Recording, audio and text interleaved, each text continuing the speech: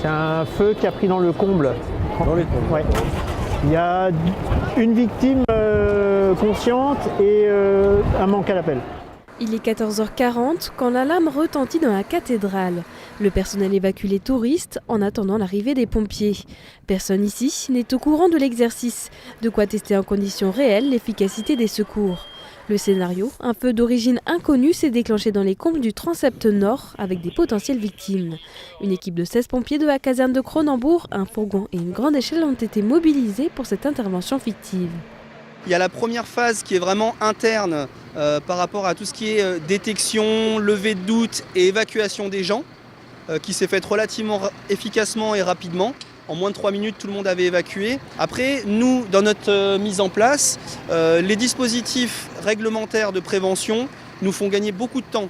Puisqu'en fait, on a une colonne sèche qui est une disposition constructive et qui nous permet de nous alimenter en partie basse et de récupérer l'eau en partie haute. Pour la sécurité de ce type d'édifice, les moyens de prévention sont nombreux.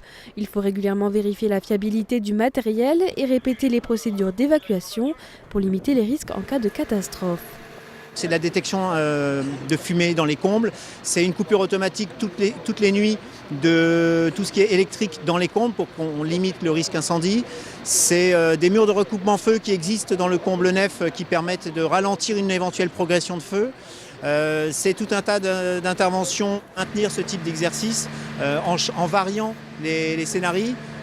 C'est important parce que cette fois c'était sur un comble, la dernière fois c'était sur une chaufferie, la fois d'avant c'était l'évacuation de quelqu'un qui était bien plus haut, donc qui nécessite d'autres compétences au niveau des pompiers, de mise en place d'autres process, et aussi, ça leur permet aussi de tester eux leur matériel. L'échelle, ils savent qu'elle monte à telle hauteur, mais ici avec tout ce que la cathédrale compte de décor, c'est pas forcément évident de se mettre en position, d'aller chercher la victime, etc. 1 à 2 fois par an, les sapeurs-pompiers sont mobilisés pour ce type d'exercice. Après l'incendie à Notre-Dame de Paris, il y a 1 mois, les acteurs au chevet de la cathédrale se mobilisent plus que jamais pour la protection du monument historique et notamment ses œuvres.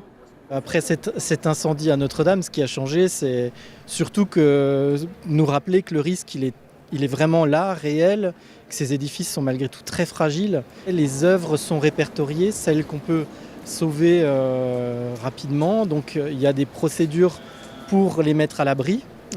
Donc effectivement, si l'incendie est important, on va demander l'évacuation des œuvres. Il y a un plan qui est de sauvegarde des œuvres, qui est connu des pompiers et de la DRAC, et donc on va aller localiser un endroit spécifique pour les conserver, pour les mettre à l'abri.